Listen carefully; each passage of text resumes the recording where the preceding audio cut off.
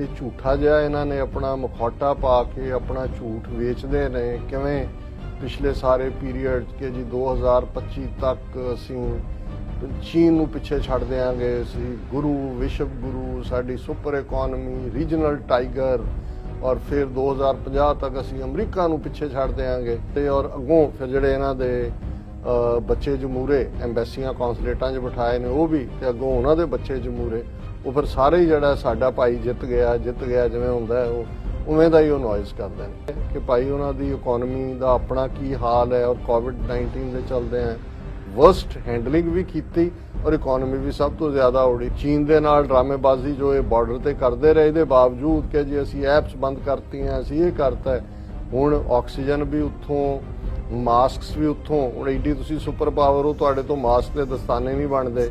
Oxygen plant ਕਿੱਡੀ ਚੀਜ਼ ਹੈ ਔਰ ਹਰ ਚੀਜ਼ ਜਿਹੜੀ ਹੈ ਚਾਈਨਾ ਤੋਂ ਇਸ ਸਾਰੇ ਪੀਰੀਅਡ 'ਚ ਇਹਨਾਂ ਦੀ ਇੰਪੋਰਟ ਵਧੀ ਹੈ।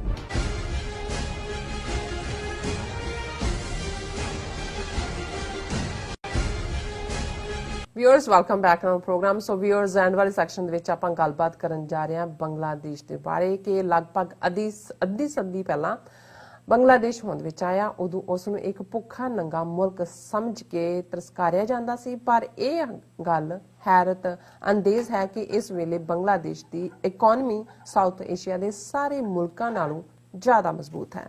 ਸੋ ਬਲੂਮਬਰਗ ਨੇ ਬੰਗਲਾਦੇਸ਼ ਨੂੰ ਸਾਊਥ ਏਸ਼ੀਆ ਦਾ ਸਟੈਂਡ ਆਊਟ ਸਟਾਰ ਕਹਿ ਕੇ ਨਵਾਜਿਆ ਹੈ। ਸੋ ਇਸ ਬਾਰੇ ਆਪਾਂ ਵਿਚਾਰ ਚਰਚਾ ਕਰਨ ਜਾ ਰਹੇ ਹਾਂ ਔਰ ਨਾਲ ਹੀ ਰੂਹ ਦੀ ਖੁਰਾਕ ਗੁਰਬਾਣੀ ਵਿਚਾਰਾਂ ਦੀ ਸਾਂਝ ਤੁਹਾਡੇ ਨਾਲ ਪਾਈ ਜਾਏਗੀ। ਸੋ ਅਸੀਂ ਚਾਹਾਂਗੇ ਕਿ ਤੁਸੀਂ ਨਾਲ ਇਸੇ ਤਰ੍ਹਾਂ ਹੀ ਜੁੜੇ ਰਹਿਣਾ। ਦੇਖਣ ਸੁਣਨ ਲਈ ਲਿਖਣ ਲਈ ਤੁਹਾਡਾ ਸਭ ਦਾ ਬਹੁਤ ਬਹੁਤ ਸ਼ੁਕਰੀਆ ਜੀ। ਡਾਕਟਰ ਸਾਹਿਬ ਕੀ ਕਹਿਣਾ ਚਾਹੋਗੇ? ਦੇਖੋ, ਇਹ ਨਹੀਂ ਹੈ ਵੀ ਅਸੀਂ ਉਸ ਖਿੱਤੇ ਦੀ ਗੱਲ ਕਰਦੇ ਹਾਂ, ਇਹ ਹਰ ਵਾਰ ਭਾਰਤ ਨੂੰ ਨੀਵਾਂ ਦਿਖਾਉਣ ਦੀ ਲਾਈਨ ਹੁੰਦੀ ਹੈ, ਪਰ ਸਾਨੂੰ ਇਹ ਹੁੰਦਾ ਵੀ ਇਹਨਾਂ ਦਾ ਜਿਹੜਾ ਇਹ ਝੂਠਾ ਜਿਹਾ ਇਹਨਾਂ ਨੇ ਆਪਣਾ ਮੁਖੌਟਾ ਪਾ ਕੇ ਆਪਣਾ ਝੂਠ ਵੇਚਦੇ ਨੇ ਕਿਵੇਂ ਪਿਛਲੇ ਸਾਰੇ ਪੀਰੀਅਡ ਕਿ ਜੀ 2025 ਤੱਕ ਅਸੀਂ ਚੀਨ ਨੂੰ ਪਿੱਛੇ ਛੱਡ ਦਿਆਂਗੇ, ਅਸੀਂ ਗੁਰੂ ਵਿਸ਼ਵ ਗੁਰੂ ਸਾਡੀ ਸੁਪਰ ਇਕਨੋਮੀ ਰੀਜਨਲ ਟਾਈਗਰ ਔਰ ਫਿਰ 2050 ਤੱਕ ਅਸੀਂ ਅਮਰੀਕਾ ਨੂੰ ਪਿੱਛੇ ਛੱਡ ਦਿਆਂਗੇ। ਇਸ ਕਿਸਮ ਦੇ ਜਿਹੜੇ ਇਹਨਾਂ ਦੇ ਔਰ ਅੱਗੋਂ ਫਿਰ ਜਿਹੜੇ ਇਹਨਾਂ ਦੇ ਬੱਚੇ ਜਮੂਰੇ ਐਮਬੈਸੀਆਂ ਕੌਂਸਲੇਟਾਂ 'ਚ ਬਿਠਾਏ ਨੇ ਉਹ ਵੀ ਤੇ ਅੱਗੋਂ ਉਹਨਾਂ ਦੇ ਬੱਚੇ ਜਮੂਰੇ ਉਹ ਫਿਰ ਸਾਰੇ ਹੀ ਜਿਹੜਾ ਸਾਡਾ ਭਾਈ ਜਿੱਤ ਗਿਆ ਜਿਵੇਂ ਹੁੰਦਾ ਉਹ ਉਵੇਂ ਦਾ ਹੀ ਉਹ ਨੋਇਜ਼ ਕਰਦੇ ਨੇ। ਹੁਣ ਜਦੋਂ ਹਕੀਕਤ ਸਾਹਮਣੇ ਆਉਂਦੀ ਹੈ ਕਿ ਭਾਈ ਉਹਨਾਂ ਦੀ ਇਕਨੋਮੀ ਦਾ ਆਪਣਾ ਕੀ ਹਾਲ ਹੈ ਔਰ ਕੋਵਿਡ-19 ਦੇ ਚੱਲਦੇ ਆ ਵਰਸਟ ਹੈਂਡਲਿੰਗ ਵੀ ਕੀਤੀ ਔਰ ਇਕਨੋਮੀ ਵੀ ਸਭ ਤੋਂ ਜ਼ਿਆਦਾ ਉੜੀ। ਡਾਇਰੈਕਟ FDI ਜਿਹਨੂੰ ਫੈਡਰਲ ਡਾਇਰੈਕਟ ਇਨਵੈਸਟਮੈਂਟ ਕਿਹਾ, ਉਹ ਤਾਂ ਕੀ ਆਣੀ ਸੀ ਜਿਹੜੀ ਹੈ ਸੀ ਉਹ ਵੀ ਉੱਥੋਂ ਨਿਕਲ ਗਈ ਔਰ ਚੀਨ ਦੇ ਨਾਲ ਡਰਾਮੇਬਾਜ਼ੀ ਜੋ ਇਹ ਬਾਰਡਰ ਤੇ ਕਰਦੇ ਰਹੇ ਇਹਦੇ ਬਾਵਜੂਦ ਕਿ ਜੀ ਅਸੀਂ ਐਪਸ ਬੰਦ ਕਰਤੀਆਂ, ਅਸੀਂ ਇਹ ਕਰਤਾ, ਹੁਣ ਆਕਸੀਜਨ ਵੀ ਉੱਥੋਂ, ਮਾਸਕਸ ਵੀ ਉੱਥੋਂ। ਹੁਣ ਏਡੀ ਤੁਸੀਂ ਸੁਪਰ ਪਾਵਰ ਹੋ, ਤੁਹਾਡੇ ਤੋਂ ਮਾਸਕ ਦੇ ਦਸਤਾਨੇ ਨਹੀਂ ਬਣਦੇ। ਆਕਸੀਜਨ ਪਲਾਂਟ ਕਿੱਡੀ ਚੀਜ਼ ਹੈ ਔਰ ਹਰ ਚੀਜ਼ ਜਿਹੜੀ ਹੈ ਚਾਈਨਾ ਤੋਂ ਇਸ ਸਾਰੇ ਪੀਰੀਅਡ 'ਚ ਇਹਨਾਂ ਦੀ ਇੰਪੋਰਟ ਵਧੀ ਹੈ। ਹੁਣ ਜਿਹੜੀ ਗੱਲ ਈਵਨ ਜਦੋਂ ਬੰਗਲਾਦੇਸ਼ ਦੇ ਹਵਾਲੇ ਨਾਲ ਜਿਵੇਂ ਤੁਸੀਂ ਕਿਹਾ ਬਲੂਮਬਰਗ ਨੇ ਜਿਹੜੀ ਹੈ ਉਹਨਾਂ ਦੀ ਅੱਜ ਸਟੋਰੀ ਹੈ ਜਿਹਦਾ ਇੱਕ ਟਾਈਟਲ ਹੀ ਇਹ ਹੈ ਔਰ ਲਿਖਣ ਵਾਲੀ ਵੀ ਬੀਬੀ ਹਿੰਦੂ ਬੀਬੀ ਹੈ ਮਿਹਰ ਸ਼ਰਮਾ ਔਰ ਉਹਦੇ 'ਚ ਹੈ ਕਿ South Asia should pay attention to its stand out star. ਹੁਣ ਇਹਦੇ 'ਚ ਕਿ ਭਾਈ ਇਹ ਸਾਊਥ ਏਸ਼ੀਆ ਦਾ ਜੇ ਕੋਈ ਇਸ ਵੇਲੇ ਨਵੇਕਲਾ ਰੋਸ਼ਨ ਤਾਰਾ ਹੈ ਤੇ ਬੰਗਲਾਦੇਸ਼ ਹੈ ਔਰ ਉਹਦੇ 'ਚ ਪੂਰੀ ਡਿਟੇਲ ਦਿੱਤੀ ਹੈ ਕਿ ਕਿਵੇਂ ਇਸ ਵੇਲੇ ਬੰਗਲਾਦੇਸ਼ ਦੀ ਇਕਨੋਮੀ ਸਾਊਥ ਏਸ਼ੀਆ ਦੇ ਸਾਰੇ ਮੁਲਕਾਂ ਨਾਲੋਂ ਤੇਜ਼ੀ ਦੇ ਨਾਲ ਅੱਗੇ ਵਧ ਰਹੀ ਹੈ। ਔਰ ਉਹਨੇ ਵੀ ਮੈਂਸ਼ਨ ਕੀਤਾ, ਮੈਂ ਅੱਗੇ ਇੱਕ ਪ੍ਰੋਗਰਾਮ 'ਚ ਵੀ ਕਿਹਾ ਸੀ ਕਿ ਜਦੋਂ ਬੰਗਲਾਦੇਸ਼ ਹੋਂਦ 'ਚ ਆਉਂਦਾ ਉਸ ਤੋਂ ਬਾਅਦ ਜਿਹੜੇ ਸੈਕਟਰੀ ਆਫ ਸਟੇਟ ਅਮਰੀਕਾ ਦੇ ਸੀ, ਬਹੁਤ ਸਿਆਣਾ ਬੰਦਾ ਹੈਨਰੀ ਕਿਸਿੰਜਰ, ਜਿਹਨੇ ਕਿਹਾ ਸੀ ਕਿ ਵੀ ਇਹ ਜਿਹੜਾ ਬੰਗਲਾਦੇਸ਼ ਬਾਰੇ ਜਦੋਂ ਉਹਨੂੰ ਪੁੱਛਿਆ ਗਿਆ ਉਹਨੇ ਕਿਹਾ ਕਿ ਇਟਸ ਅ ਬਾਸਕਟ ਕੇਸ।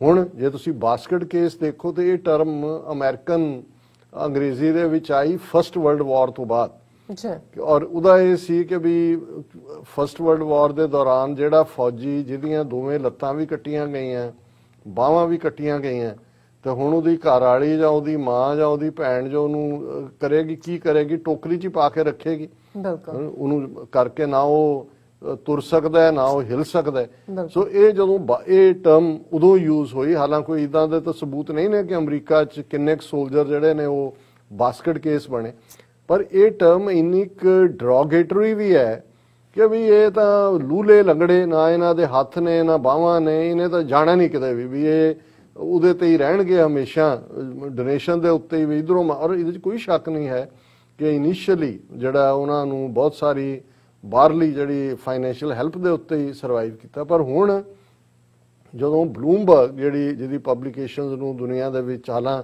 ਉਹ ਹਮੇਸ਼ਾ ਥੱਲੇ ਕਹਿਣਗੇ ਜੀ ਅਸੀਂ ਡਿਸਰਨ ਕਰਦੇ ਆ ਵਿਊਜ਼ ਨਾਲ, ਪਰ ਜਿਹੜੀ ਇਸ ਦੇ ਵਿੱਚ ਸਬਕ ਸਿੱਖਣ ਵਾਲੀ ਗੱਲ ਹੈ, ਇਹ ਬੀਬੀ ਸ਼ਰਮਾ ਜਿਹੜੀ ਹੈ ਖਾਸ ਤੌਰ ਤੇ ਇੰਡੀਆ ਦੇ ਹਵਾਲੇ ਨਾਲ ਔਰ ਪਾਕਿਸਤਾਨ ਨੂੰ ਇਹ ਕਹਿ ਰਹੀ ਹੈ, South Asia should pay attention to its stand out star.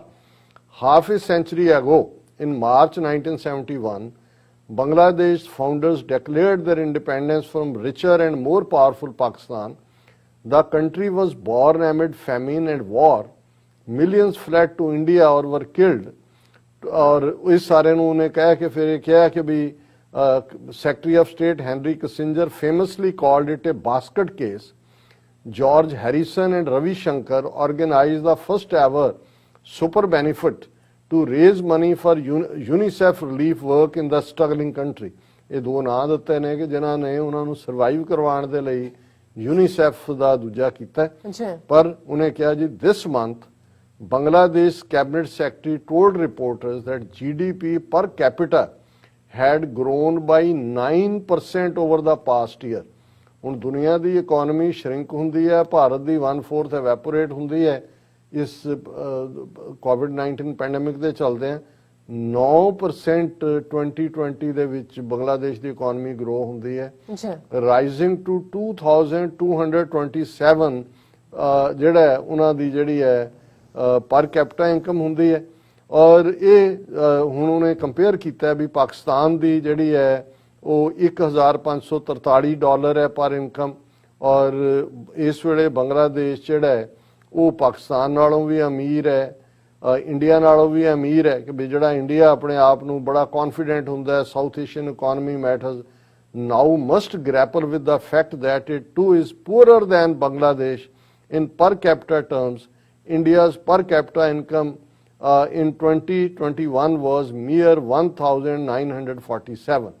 ਹੁਣ $1947 ਪਰ ਕੈਪੀਟਾ ਇੰਡੀਆ ਦੀ ਹੈ ਔਰ ਬੰਗਲਾਦੇਸ਼ ਦੀ 2227 ਹੈ। ਔਰ ਜਿਵੇਂ ਅਸੀਂ ਇੱਕ ਪਹਿਲਾਂ ਸਟੋਰੀ 'ਚ ਵੀ ਗੱਲ ਕੀਤੀ ਸੀ ਕਿ ਬੰਗਲਾਦੇਸ਼ ਦੇ ਮਿਨਿਸਟਰ ਨੇ ਪਾਰਲੀਮੈਂਟ 'ਚ ਕਿਹਾ ਕਿ ਹੁਣ ਹਜ਼ਾਰਾਂ ਇੰਡੀਅਨ ਬੰਗਲਾਦੇਸ਼ ਕੰਮ ਕਰਨ ਲਈ ਆਉਂਦੇ ਨੇ, ਕਿਉਂਕਿ ਜਦੋਂ ਇਹਨੇ ਅਮਿਤ ਸ਼ਾਹ ਨੇ ਅਸਾਮ ਕੈਂਪੇਨ ਕੀਤਾ ਬੰਗਾਲੀ ਮੁਸਲਮਾਨਾਂ ਦੇ ਖਿਲਾਫ, ਉਹਨੇ ਕਿਹਾ ਸੀ ਟਰਮਾਈਟਸ ਨੇ ਕਿ ਵੀ ਇਹ ਸਿਉਂਕ ਲੱਗੀ ਹੋਈ ਹੈ ਸਾਨੂੰ, ਇਹ ਤੁਹਾਡੇ ਜੌਬ ਖੋਹਦੇ ਨੇ ਅਸਾਮੀਆਂ। ਉਹਨੇ ਕਿਹਾ ਨੋ ਅਸੀਂ ਨਹੀਂ ਹਾਂ, ਤੁਹਾਨੂੰ ਲੋੜ ਹੈ ਹੁਣ ਤੁਹਾਡੇ ਇੰਡੀਅਨ ਆ ਕੇ ਸਾਡੇ ਕੰਮ ਕਰਦੇ ਨੇ। ਸੋ ਇਹ ਇਨ ਦਾ ਐਂਡ ਤਾਂ ਇਹੀ ਹੁੰਦਾ ਹੈ ਕਿ ਜਿਹਦੀ ਕੋਠੀ ਵਿੱਚ ਦਾਣੇ ਉਹਦੇ ਕਮਲੇ ਵੀ ਸਿਆਣੇ। ਅੱਜ ਬੰਗਲਾਦੇਸ਼ ਦਾ ਵੇਟ ਵੀ ਹੈ ਸਿਰਫ, ਹਾਲਾਂਕਿ ਅੱਗੇ ਡੀਟੇਲ ਹੈ ਸਾਰੇ ਜਿਹੜੇ ਵੀ ਚਾਹਣ ਬਲੂਮਬਰਗ ਦੇ ਵੈਬਸਾਈਟ ਤੇ ਜਾ ਕੇ ਇਹਦੀ ਡੀਟੇਲ ਦੇਖ ਸਕਦੇ ਨੇ। ਲੇਕਿਨ ਬੰਗਲਾਦੇਸ਼ ਨੇ ਆਪਣੀ ਸਟ੍ਰੈਟੇਜਿਕ ਇੰਪੋਰਟੈਂਸ ਵੀ ਬਣਾਈ ਹੈ। ਬੇਸ਼ੱਕ ਸ਼ੇਖ ਹਸੀਨਾ ਉਹਦੀ ਮੁਜੀਬੁਰ ਰਹਿਮਾਨ ਦੀ ਡਾਟਰ ਉਹ ਇੰਡੋਫਾਈਲ ਹੈ, ਲੇਕਿਨ ਇੰਨੀ ਵੀ ਇੰਡੋਫਾਈਲ ਹੁੰਦਿਆਂ ਹੋਇਆਂ ਵੀ ਚਾਈਨਾ ਦੇ ਨਾਲ ਵੀ ਸਬੰਧ ਨੇ, ਪ੍ਰੋਪਰ ਜਿਹੜਾ ਉਹ ਆਪਣੇ ਲੋਕਾਂ ਦਾ ਇੰਟਰਸਟ ਵੀ ਹੈ। ਔਰ ਹੌਲੀ ਜਦੋਂ ਅਸੀਂ ਦੇਖਦੇ ਹਾਂ ਕਿ ਪਿਛਲੇ ਪੀਰੀਅਡ ਦੇ ਵਿੱਚ ਉਹਨੇ ਥੋੜਾ ਬਹੁਤ ਆਪਣੀ ਇੰਡੀਪੈਂਡੈਂਸ ਦਿਖਾਉਣ ਦੀ ਕੋਸ਼ਿਸ਼ ਵੀ ਕੀਤੀ। ਹੁਣ ਇਵੇਂ ਨਹੀਂ ਹੈ ਜਿਵੇਂ ਕਿ ਜੀ ਬਿਲਕੁਲ ਉਹਨਾਂ ਦੇ ਕਹਿਣ ਤੇ, ਔਰ ਖਾਸ ਤੌਰ ਤੇ ਇਹਦੇ ਲਈ ਇਹ ਖੁਦ ਹੀ ਜ਼ਿੰਮੇਵਾਰ ਨੇ ਇੰਡੀਆ ਵਾਲੇ, ਜੇ ਬੰਗਲਾਦੇਸ਼ ਵੀ ਇਹਨਾਂ ਦੇ ਆਰਬਿਟ ਚੋਂ ਨਿਕਲਿਆ। ਜਿਵੇਂ ਇਹਨਾਂ ਨੇ ਸਿਟੀਜ਼ਨਸ਼ਿਪ ਅਮੈਂਡਮੈਂਟ ਐਕਟ CAA ਜਿਹੜਾ ਉਹ ਲਿਆਂਦਾ, ਇਸ ਸਾਰੇ ਦੇ ਫਿਰ ਮਕਸਦ ਕੀ ਸੀ ਕਿ ਜੀ ਇੱਥੋਂ ਆਉਣ ਵਾਲਿਆਂ ਨੂੰ ਕੋਈ ਨਹੀਂ ਹੈ ਔਰ ਇਹ ਬਾਹਰ ਕੱਢੋ। ਜਿਵੇਂ ਇਹਨਾਂ ਨੇ ਅਸਾਮ ਦਾ ਚੋਣ ਕੈਂਪੇਨ ਚਲਾਇਆ, ਬੰਗਾਲ ਦੇ ਵਿੱਚ ਮਤਲਬ ਮਮਤਾ ਬੈਨਰਜੀ ਦੇ ਖਿਲਾਫ ਸਭ ਤੋਂ ਜ਼ਿਆਦਾ ਇਹ ਸੀ ਕਿ ਜੀ ਇਹ ਹੀ ਇਹਨਾਂ ਨੂੰ ਪਾਲ ਰਹੀ ਹੈ ਇਲੀਗਲ ਬੰਗਾਲੀਆਂ ਨੂੰ। ਸੋ ਬੰਗਾਲੀ ਪੜ੍ਹੇ ਲਿਖੇ ਲੋਕ ਨੇ, ਉਹ ਭਾਵੇਂ ਇਧਰਲੇ ਬੰਗਾਲ ਦੇ ਹੋਣ, ਭਾਵੇਂ ਉਹਨਾਂ ਦੀ ਫਟੀ ਧੋਤੀ ਹੋਏਗੀ, ਮੈਲੀ ਧੋਤੀ ਹੋਏਗੀ, ਕੋਈ ਹੋਰ ਉਹਨਾਂ ਕੋਲ ਵੱਡੇ ਨਾ ਹੋਏ, ਲੇਕਿਨ ਹਰ ਬੰਗਾਲੀ ਨੇ 2-3 ਕਿਤਾਬਾਂ ਮਹੀਨੇ 'ਚ ਪੜ੍ਹੀਆਂ ਹੁੰਦੀਆਂ ਔਰ ਪੂਰੇ ਟੈਲੈਂਟਡ ਨੇ। ਕੋਈ ਐਸਾ ਬੰਗਾਲੀ ਹੁੰਦਾ ਹੀ ਨਹੀਂ ਜਿਹਦੇ ਕੋਲ ਕੋਈ ਨਾ ਕੋਈ ਆਰਟ ਨਾ ਹੋਏ। ਕਿਸੇ ਨੂੰ ਬਾਜਾ ਵਜਾਣਾ ਆਉਂਦਾ ਹੈ, ਕੋਈ ਬੈਂਜੋ ਵਜਾ ਰਿਹਾ, ਕੋਈ ਹੋਰ ਜਿਹੜਾ ਉਹ ਆਰਗਨ ਪਲੇ ਕਰ ਰਿਹਾ, ਕੋਈ ਗਾ ਰਿਹਾ, ਮਤਲਬ ਬੋਰਨ ਆਰਟਿਸਟ ਨੇ।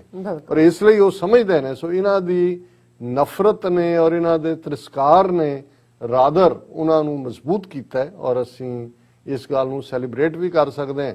ਬੇਸ਼ੱਕ ਪੜਿਆ ਤਾਂ ਹਮੇਸ਼ਾ ਉਹ ਹਿਸਟਰੀ 'ਚ ਹੀ ਹੁੰਦਾ ਹੈ ਕਿ ਜੀ ਡੇਵਿਡ ਕਿਲਡ ਗੋਲਾਇਥ ਹਾਂਜੀ ਵਿਦ ਅ ਸਲਿੰਗ, ਕਿ ਗੁਲੇਲ ਨਾਲ ਉਹਨੇ ਜਿਹੜਾ ਨਿੱਕਾ ਜਿਹਾ ਮੁੰਡਾ ਸੀ ਦਾਊਦ ਜਿਹਨੂੰ ਹਜ਼ਰਤ ਦਾਊਦ ਕਹਿੰਦੇ ਨੇ, ਉਹਨੇ ਗੋਲਾਇਥ ਵੱਡੇ ਜਾਇੰਟ ਨੂੰ ਮਾਰਿਆ ਸੀ। ਹੁਣ ਇਹ ਵੀ ਇਹ ਹੈ ਕਿ ਬੰਗਾਲੀਆਂ ਨੇ ਨਿੱਕੇ ਜਿਹੇ ਫਟੀ ਧੋਤੀ ਵਾਲਿਆਂ ਨੇ, ਮੈਲੀ ਧੋਤੀ ਵਾਲਿਆਂ ਨੇ ਗੁਲੇਲ ਮਾਰੀ ਤੇ ਮੋਦੀ ਅਮਿਤ ਸ਼ਾਹ ਦੀਆਂ ਅੱਖਾਂ ਕੱਢ ਕੇ ਬਾਹਰ ਰੱਖ ਦਿੱਤੀਆਂ। ਸੋ ਹੁਣ ਅਸੀਂ ਜਿਵੇਂ ਸੈਗਮੈਂਟ ਦੇ ਐਂਡ 'ਚ ਕਬੀਰ ਸਾਹਿਬ ਦੀ ਬਾਣੀ ਤੇ ਵਿਚਾਰ ਕਰਦੇ ਹਾਂ। ਅੱਜ ਦਾ ਸ਼ਬਦ ਗੌੜੀ ਰਾਗ ਦਾ ਹੈ ਔਰ ਕਬੀਰ ਸਾਹਿਬ ਫਰਮਾਉਂਦੇ ਨੇ, ਜੀਵਤ ਮਰੈ ਮਰੈ ਫੁਨ ਜੀਵੈ ਐਸੇ ਸੁਨ ਸਮਾਇਆ, ਅੰਜਨ ਮਾਹੇ ਨਿਰੰਜਨ ਰਹੀਐ ਬਹੁੜ ਨ ਭਵਜਲ ਪਾਇਆ, ਮੇਰੇ RAM ਐਸਾ ਖੀਰ ਬਿਲੋਈਐ ਗੁਰਮਤ ਮਨੁਆ ਅਸਥਿਰ ਰਾਖੋ, ਇਨ ਬਿਦ ਅੰਮ੍ਰਿਤ ਪਿਓਈਐ ਰਹਾਓ। ਹੁਣ ਜਿਵੇਂ ਰਹਾਓ ਦੀ ਤੁਕ ਸ਼ਬਦ ਦਾ ਸੈਂਟਰਲ ਭਾਵ ਹੁੰਦਾ ਔਰ ਕਬੀਰ ਸਾਹਿਬ ਨੇ ਇਨਸਾਨੀ ਜੀਵਨ ਦੇ ਵਿੱਚ ਤੁਸੀਂ ਕਿਵੇਂ ਰੱਬ ਦੀ ਕੁਰਬਤ ਹਾਸਲ ਕਰ ਸਕਦੇ ਹੋ, ਦੁਨੀਆ ਆਲਾ ਦੁਆਲਾ ਮਾਇਆ ਦਾ ਪਸਾਰਾ ਵਿੱਚ ਰਹਿੰਦਿਆਂ ਵੀ ਕਿਵੇਂ ਇਸ ਤੋਂ ਨਿਰਲੇਪ ਰਹਿ ਸਕਦੇ ਹੋ, ਜਿਹਨੂੰ ਕਹਿੰਦੇ ਨੇ ਕਿ ਅਨਅਟੈਚਡ ਬੀਇੰਗ ਇਨ ਦਾ ਅਟੈਚਮੈਂਟ, ਕਿਉਂਕਿ ਤੁਹਾਡੇ ਫਰਜ਼ ਨੇ ਘਰ ਦੇ ਪਤੀ ਪਤਨੀ ਵਾਈਫ ਹਸਬੈਂਡ ਭੈਣ ਭਰਾ ਬੱਚੇ ਬੱਚੀਆਂ, ਪਰ ਇਸ ਸਾਰੇ 'ਚ ਵੀ ਤੁਸੀਂ ਕਿਵੇਂ ਰੱਬ ਦੇ ਨਾਲ ਜੁੜੇ ਰਹਿ ਸਕਦੇ ਹੋ ਮਾਇਆ ਦੇ ਪ੍ਰਭਾਵ ਤੋਂ ਬਚ ਕੇ। ਤੇ ਉਸ ਨੂੰ ਕਬੀਰ ਸਾਹਿਬ ਨੇ ਫਰਮਾਇਆ ਕਿ ਭਾਈ ਮੇਰੇ RAM ਐਸਾ ਖੀਰ ਬਿਲੋਈਐ, ਖੀਰ ਕਹਿੰਦੇ ਨੇ ਦੁੱਧ ਨੂੰ, ਹੁਣ ਅਸੀਂ ਦੁੱਧ ਰਿੜਕਣਾ ਕਹਿੰਦੇ ਹਾਂ ਜਿਹਦੇ 'ਚ ਤੁਸੀਂ ਮੱਖਣ ਕੱਢਦੇ ਹੋ, ਜ਼ਾਹਰ ਦਹੀਂ ਨੂੰ ਹੀ ਰਿੜਕਦੇ ਹੋ ਪਰ ਉਹਨੂੰ ਕਿਹਾ ਦੁੱਧ ਰਿੜਕਣਾ ਹੀ ਜਾਂਦਾ ਕਿ ਬਈ ਕਿਵੇਂ ਇਸ ਮਾਇਆ ਦੇ ਪਸਾਰੇ 'ਚ ਫਸਿਆ ਹੋਇਆ ਕਿਵੇਂ ਅਸੀਂ ਮੱਖਣ ਹਾਸਲ ਕਰੀਏ। ਮੇਰੇ RAM ਐਸਾ ਖੀਰ ਬਿਲੋਈਐ ਗੁਰਮਤ ਮਨੁਆ ਅਸਥਿਰ ਰਾਖੋ, ਕਿ ਗੁਰੂ ਦੀ ਮੱਤ ਲੈ ਕੇ ਰੱਬ ਦੇ ਬੰਦਿਆਂ ਦੇ ਨੇਕ ਸਲਾਹ ਉਹਨਾਂ ਦਾ ਮਸ਼ਵਰਾ ਉਹਨਾਂ ਦੀ ਐਡਵਾਈਸ ਦੇ ਉੱਤੇ ਖਲੋ ਕੇ ਆਪਣੇ ਮਨ ਨੂੰ ਅਸਥਿਰ ਰੱਖਣਾ ਕਿ ਮਨ ਡੋਲੇ ਨਾ। ਅਲਟੀਮੇਟਲੀ ਖੇਡ ਤਾਂ ਮਨ ਦੀ ਹੈ ਨਾ, ਜਿਵੇਂ ਉਹ ਬੁੱਲੇ ਸ਼ਾਹ ਕੋਲ ਕਿੰਨੀ ਦੇਰ ਰਿਹਾ ਉਹਦਾ ਚੇਲਾ, ਉਹਨੂੰ ਪੁੱਛਦਾ ਹੈ ਕਿ ਵੀ ਇਹ ਕਿਵੇਂ ਰੱਬ ਨੂੰ ਪਾਣਾ, ਉਹ ਕਿ ਬੋਲੇ ਹੀ ਨਾ। ਫਿਰ ਜਦੋਂ ਕਿਤੇ ਉਹ ਬੋਲਿਆ ਤੇ ਉਹ ਪਨੀਰੀ ਝੋਨੇ ਦੀ ਇੱਕ ਥਾਂ ਤੋਂ ਪੁੱਟ ਕੇ ਦੂਜੇ ਲਾ ਰਿਹਾ, ਜਿਹਦੇ ਤੋਂ ਕਾਮਨ ਇੱਕ ਕਹਾਵਤ ਬਣ ਗਈ ਕਿ ਬੁੱਲਿਆ ਰੱਬ ਦਾ ਕੀ ਪਾਉਣਾ, ਇਧਰੋਂ ਪੱਟਿਆ ਉਧਰ ਲਾਣਾ। ਹੁਣ ਜ਼ਾਹਰ ਹੈ ਕਿ ਵੀ ਉਹ ਐਕਟੀਵਿਟੀ ਤਾਂ ਉੱਥੇ ਨਜ਼ਰ ਆ ਰਹੀ ਹੈ, ਪਰ ਇਹ ਹੈ ਵੀ ਜਦੋਂ ਤੁਸੀਂ ਮਨ ਨੂੰ ਮਾਇਆ ਤੋਂ ਪੁੱਟ ਲੈਂਦੇ ਹੋ ਤੇ ਰੱਬ ਵੱਲ ਲਾ ਲੈਂਦੇ ਹੋ ਤੇ ਇਹ ਰੱਬ ਦਾ ਪਾਣਾ ਹੀ ਹੈ ਕਿ ਬੁੱਲਿਆ ਰੱਬ ਦਾ ਕੀ ਪਾਣਾ, ਇਧਰੋਂ ਪੱਟਿਆ ਉਧਰ ਲਾਣਾ, ਵੀ ਇਧਰੋਂ ਹਟਾਓ ਉਧਰ ਲਾਓ। ਸੁਖਬੀਰ ਸਾਹਿਬ ਫਰਮਾਉਂਦੇ ਨੇ ਮੇਰੇ RAM ਐਸਾ ਖੀਰ ਬਲੋਈਐ ਗੁਰਮਤ ਮਨੁਆ ਅਸਥਿਰ ਰਾਖੋ, ਇਨ ਬਿਦ ਅੰਮ੍ਰਿਤ ਪਿਓਈਐ, ਕਿ ਜਦੋਂ ਤੁਸੀਂ ਇਵੇਂ ਕਰੋਗੇ ਫਿਰ ਰੱਬ ਦੇ ਨਾਂ ਦਾ ਅੰਮ੍ਰਿਤ ਹੁੰਦਾ ਜਿਹੜਾ ਤੁਹਾਡੇ ਮੁਰਦੇ ਨੂੰ ਜ਼ਿੰਦਗੀ ਦੇ ਦਿੰਦਾ। ਪਰ ਇੱਥੇ ਫਿਜ਼ੀਕਲ ਡੈਥ ਨੂੰ ਲਾਈਫ 'ਚ ਕਨਵਰਟ ਕਰਨ ਦੀ ਗੱਲ ਨਹੀਂ ਹੈ। ਜੀਵਤ ਮਰੈ ਮਰੈ ਫੁਨ ਜੀਵੈ ਐਸੇ ਸੁਨ ਸਮਾਇਆ, ਅੰਜਨ ਮਾਹੇ ਨਿਰੰਜਨ ਰਹੀ ਹੈ ਬੌੜ ਨ ਭਵਜਲ ਪਾਇਆ। ਹੁਣ ਅੰਜਨ ਕੀ ਹੈ? ਕਾਲਖ। ਸੁਰਮੇ ਨੂੰ ਵੀ ਅੰਜਨ ਕਹਿੰਦੇ ਨੇ ਕਿ ਇਹ ਮਾਇਆ ਦੀ ਕਾਲਖ ਦੇ ਵਿੱਚ ਤੁਸੀਂ ਕਿਵੇਂ ਨਿਰੰਜਨ ਰਹਿਣਾ, ਕਿਵੇਂ ਉਸ ਕਾਲਖ ਤੋਂ ਛੁੱਟ ਕੇ ਰਹਿਣਾ, ਕਿ ਉਹਦੇ ਨਾਮ ਦੀ ਯਾਦ ਦੇ ਵਿੱਚ ਰੱਬ ਦੇ ਨਾਲ ਮੁਹੱਬਤ ਪਿਆਰ ਦੇ ਵਿੱਚ ਜੀਵਤ ਮਰੇ, ਜਿਉਂਦਿਆਂ ਮਰ ਜਾਓ। ਜਿਉਂਦਿਆਂ ਮਰਨਾ ਕੀ ਹੈ? ਆਪਣੀ ਹਉਮੈ ਨੂੰ, ਆਪਣੀ ਈਗੋ ਨੂੰ, ਆਪਣੇ ਅਹਮ ਨੂੰ, ਆਪਣੇ ਅਨਾ ਨੂੰ ਮਾਰਨਾ। ਜੀਵਤ ਮਰੇ ਮਰੈ ਫੁਨ ਜੀਵੈ। ਜਦੋਂ ਤੁਸੀਂ ਆਪਣੀ ਅਨਾ ਆਪਣੀ ਹਉਮੈ ਮਾਰ ਲੈਂਦੇ ਹੋ, ਮਾਨੋ ਤੁਹਾਨੂੰ ਜ਼ਿੰਦਗੀ ਮਿਲ ਗਈ। ਐਸੇ ਸੁਨ ਸਮਾਇਆ, ਫਿਰ ਤੁਸੀਂ ਉਸ ਰੱਬ ਦੀ ਯਾਦ ਦੇ ਵਿੱਚ ਤੁਹਾਡਾ ਮਨ ਅਸਥਿਰ ਹੋ ਕੇ ਤੁਸੀਂ ਜ਼ਿੰਦਗੀ ਬਸਰ ਕਰਦੇ ਹੋ। ਗੁਰ ਕੈ ਬਾਣ ਬਜਰ ਕਲ ਛੇਦੀ ਪ੍ਰਗਟਿਆ ਪਦ ਪ੍ਰਗਾਸਾ, ਕਿ ਗੁਰੂ ਦੇ ਸ਼ਬਦ ਦੇ ਤੀਰ ਨੇ। ਹੁਣ ਜਿਵੇਂ ਕਬੀਰ ਸਤਿਗੁਰ ਸੂਰਮੈ ਬਾਹਿਆ ਬਾਣ ਜੋ ਏਕ ਲਾਗਤ ਹੀ ਪੋਏ ਗਿਰ ਪਰਿਆ ਪਰਾ ਕਲੇਜੇ ਛੇ, ਕਿ ਜਦੋਂ ਪਿਆਰ ਦੀ ਯਾਦ ਦਾ ਤੀਰ ਦਿਲ ਦੇ ਵਿੱਚ ਵੱਜਦਾ, ਵਿੰਨ ਕੇ ਲੰਘ ਜਾਂਦਾ ਤੇ ਫਿਰ ਤੁਸੀਂ ਜ਼ਮੀਨ ਦੇ ਉੱਤੇ ਡਿੱਗਦੇ ਹੋ। ਮਤਲਬ ਇਹ ਹੈ ਵੀ ਉਹਦੇ ਝੁਕ ਜਾਂਦੇ ਹੋ ਸਜਦੇ ਦੇ ਵਿੱਚ, ਤੇ ਫਿਰ ਤੁਹਾਨੂੰ ਹਰ ਪਾਸੇ ਉਹ ਰੱਬ ਨਜ਼ਰ ਆਉਂਦਾ ਹੈ। ਗੁਰ ਕੈ ਬਾਣ ਬਜਰ ਕਲ ਛੇਦੀ ਪ੍ਰਗਟਿਆ ਪਦ ਪ੍ਰਗਾਸਾ, ਕਿ ਗੁਰੂ ਦੇ ਤੀਰ ਨੇ, ਬਜਰ ਹੁੰਦਾ ਬਹੁਤ ਸਖਤ ਕਰੜਾ, ਉਸ ਦੇ ਵਿੱਚ ਵੀ ਜਿਹੜਾ ਛੇਕ ਕਰ ਦਿੱਤਾ ਹੈ, ਔਰ ਅੰਦਰ ਉਸ ਦੇ ਰੱਬ ਦੇ ਨਾਂ ਦਾ ਨੂਰ ਪ੍ਰਕਾਸ਼ ਜਿਹੜਾ ਹੈ ਉਹ ਸਾਹਮਣੇ ਆਇਆ। ਸਕਤ ਅਧੇਰ ਜੀਵੜੀ ਪ੍ਰਮ ਚੂਕਾ, ਨੇਚਲ ਸ਼ਿਵ ਘਰ ਬਾਸਾ। ਹੁਣ ਸਕਤ ਹੈ ਮਾਇਆ, ਅੰਧੇਰ ਹਨੇਰਾ, ਅੱਛਾ ਕਿ ਜਿਉਂ ਹੀ ਰੱਬ ਦੇ ਪਿਆਰ ਦਾ ਤੀਰ ਉਸ ਦਿਲ ਚੋਂ ਵੱਜ ਕੇ ਨਿਕਲਿਆ, ਮਾਇਆ ਦੀ ਰੱਸੀ ਜੇਵੜੀ ਜਿਹਨੇ ਬੰਨਿਆ ਹੋਇਆ ਸੀ ਮੇਰੇ ਮਨ ਨੂੰ, ਉਹ ਛੁੱਟ ਗਈ। ਭ੍ਰਮ ਚੁੱਕਾ, ਡਾਊਟ ਚੋਂ ਮੈਂ ਨਿਕਲ ਗਿਆ। ਨੇਚਲ ਸ਼ਿਵ ਘਰ ਵਾਸਾ, ਉਸ ਰੱਬ ਦੇ ਘਰ ਦੇ ਵਿੱਚ ਮੇਰਾ ਵਾਸਾ ਹੋਇਆ, ਜਿਹੜਾ ਨੇਚਲ ਹੈ, ਜਿਹੜਾ ਹਿੱਲਣ ਵਾਲਾ ਨਹੀਂ ਹੈ। ਅਬ ਚਲ ਨਗਰ ਗੋਬਿੰਦ ਗੁਰੂ ਕਾ, ਇਹ ਅਬ ਚਲ ਨੇਚਲ ਇਹੀ ਸ਼ਬਦ ਨੇ ਕਿ ਇੱਥੇ ਰੱਬ ਦਾ ਇਹ ਜਿਹੜਾ ਤੁਹਾਡੀ ਇਸ 'ਚ ਕੋਈ ਤਬਦੀਲੀ ਨਹੀਂ ਹੁੰਦੀ। ਤਿੰਨ ਬਿਨ ਬਾਣੈ ਧਨੁਖ ਚੜਾਈ ਹੈ, ਇਹੋ ਜਗ ਬੇਦਿਆ ਭਾਈ, ਦਹਿ ਦਿਸ ਬੂਡੀ ਪਵਨ ਝੁਲਾਵੇ, ਡੋਰ ਰਹੀ ਲਿਵ ਲਾਈ। ਕਿ ਸਤਿਗੁਰੂ ਸੂਰਮੇ ਨੇ ਜਿਹੜਾ ਤੀਰ ਮਾਰਿਆ, ਤਿੰਨ ਬਿਨ ਬਾਣੈ ਧਨੁਖ ਚੜਾਈ ਹੈ, ਤੀਰ ਧਨੁਖ ਤੇ ਖਿੱਚਿਆ ਜਿਹੜਾ, ਲੇਕਿਨ ਉਹਦੇ ਚ ਜਿਹੜਾ ਕੁਝ ਨਹੀਂ ਹੈ, ਕਿਉਂਕਿ ਮੈਟਾਫਰ ਇਸਤੇਮਾਲ ਕੀਤੇ ਜਾ ਰਹੇ ਨੇ।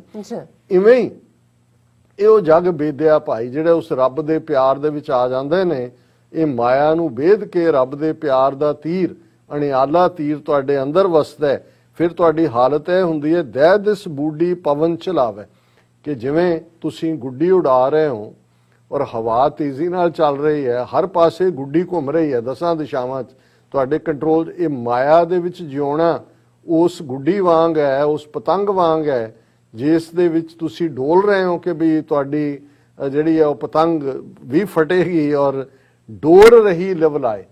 ਪਰ ਜਿਵੇਂ ਉਸ ਚਾਰ ਚਫੇਰੇ ਮਾਇਆ ਦੀ ਹਵਾ ਚੱਲ ਰਹੀ ਹੈ, ਪਰ ਤੁਹਾਡਾ ਰੱਬ ਦੀ ਯਾਦ ਵਿੱਚ ਜੁੜਿਆ ਹੋਇਆ ਦਿਲ, ਤੁਹਾਡੀ ਲਿਵ ਉਸ ਵਾਹਿਗੁਰੂ ਦੇ ਨਾਲ ਲੱਗੀ ਹੋਈ ਹੈ। ਉਨਮਨ ਮਨੁਆ ਸੁਨ ਸਮਾਧਾ, ਦੁਬਿਧਾ ਦੁਰਮਤ ਭਾਗੀ। ਉਨਮਨ ਹੈ ਕਿ ਜਿਉਂ ਹੀ ਤੁਸੀਂ ਉਸ ਮਾਇਆ ਤੋਂ, ਇਸ ਲਿਵ ਦੇ ਲੱਗਣ ਕਰਕੇ ਦੂਰ ਹੋਏ, ਤੁਹਾਡਾ ਮਨ ਸੁਨ ਦੇ ਵਿੱਚ ਚਲਾ ਗਿਆ, ਟਿਕਾ ਦੇ ਵਿੱਚ ਚਲਾ ਗਿਆ, ਸਹਿਜ ਦੇ ਵਿੱਚ ਚਲਾ ਗਿਆ। ਦੁਬਿਧਾ ਦੁਰਮਤ ਭਾਗੀ, ਤੁਹਾਡੇ ਚੋਂ ਦੁਬਿਧਾ ਨਿਕਲ ਗਈ, ਦੁਰਮਤ ਬੁਰੀ ਮਤ, ਉਸ ਤੋਂ ਵੀ ਛੁਟਕਾਰਾ ਹੋ ਗਿਆ। ਕਹੋ ਕਬੀਰ ਅਨਪਉ ਇੱਕ ਦੇਖਿਆ, ਰਾਮ ਨਾਮ ਲਿਵ ਲਾਗੀ। ਕਬੀਰ ਸਾਹਿਬ ਕਹਿੰਦੇ ਨੇ ਕਿ ਮੈਂ ਉਹ ਐਕਸਪੀਰੀਅੰਸ ਦੇਖਿਆ। ਕਹੋ ਕਬੀਰ ਅਨਪਉ ਹੁੰਦਾ ਅਨੁਭਵ, ਇੱਕ ਐਕਸਪੀਰੀਅੰਸ, ਉਹ ਮੈਂ ਦੇਖਿਆ, ਇੱਕ ਦੇਖਿਆ ਰਾਮ ਨਾਮ ਲਿਵ ਲਾਗੀ। ਹੁਣ ਮੇਰੀ ਲਿਵ, ਮੇਰਾ ਸਹਿਜ ਦੇ ਵਿੱਚ ਆਇਆ ਮਨ ਰੱਬ ਦੇ ਚਰਨਾਂ ਦੇ ਨਾਲ ਜੁੜਿਆ ਹੋਇਆ ਹੈ, ਔਰ ਮੇਰੀ ਉਹ ਲਿਵ ਅਸਥਿਰ ਹੈ। ਔਰ ਇਹੀ ਹੈ ਜੀਵਤ ਮਰੈ, ਮਰੈ ਫੁਨ ਜੀਵੈ, ਐਸੇ ਸੁਨ ਸਮਾਇਆ, ਅੰਜਨ ਮਾਹੇ ਨਿਰੰਜਨ ਰਹੀ ਹੈ, ਬਹੁੜ ਨਾ ਭਵਜਲ ਪਾਇਆ। ਕਿ ਫਿਰ ਦੁਨੀਆ ਦੇ ਜਨਮ ਮਰਨ ਦੇ ਚੱਕਰ ਤੋਂ ਛੁਟਕਾਰਾ ਹੋ ਜਾਂਦਾ ਹੈ। ਇਹ ਅੱਜ ਦਾ ਵਿਚਾਰ ਹੈ ਜੀ। ਰਾਜ ਸਾਹਿਬ ਤੁਹਾਡਾ ਬਹੁਤ ਬਹੁਤ ਸ਼ੁਕਰੀਆ, ਤੁਸੀਂ ਅੱਜ ਦੇ ਅਹਿਮ ਇਸ਼ੂ ਤੇ ਅੱਜ ਦਾ ਵਿਚਾਰ ਸਾਡੇ ਦਰਸ਼ਕਾਂ ਨਾਲ ਸਾਂਝਾ ਕੀਤਾ। ਆਪਣੇ ਵਿਊਅਰਸ ਕੋਲ ਨੇ ਇਜਾਜ਼ਤ। ਵਿਊਅਰਸ, ਸਾਡੇ ਪ੍ਰੋਗਰਾਮ ਦਾ ਸਮਾਂ ਇੱਥੇ ਸਮਾਪਤ ਹੁੰਦਾ। ਤੁਸੀਂ ਆਪਣੀ ਰਾਏ ਤੇ ਸੁਝਾਅ ਸਾਨੂੰ ਭੇਜਣਾ ਭੁੱਲਣਾ ਸਾਡੇ ਇਸ ਪਤੇ ਤੇ sos@tv84.tv ਤੇ। ਅਸੀਂ ਆਪਣਾ ਪ੍ਰੋਗਰਾਮ ਲੈ ਕੇ ਫਿਰ ਦੁਬਾਰਾ ਤੁਹਾਡੇ ਸਨਮੁਖ ਹੋਵਾਂਗੇ। ਤਦ ਤੱਕ ਲਈ ਮੈਨੂੰ ਤੇ ਪਨਾਰ ਸੁਣਾ ਗਿਆ ਦੋ ਦੀ TV84 ਬੁਲਾ ਦਿਓ ਫਤਿਹ। ਵਾਹਿਗੁਰੂ ਜੀ ਕਾ ਖਾਲਸਾ, ਵਾਹਿਗੁਰੂ ਜੀ ਕੀ ਫਤਿਹ। ਰੱਬ ਰਾਖਾ।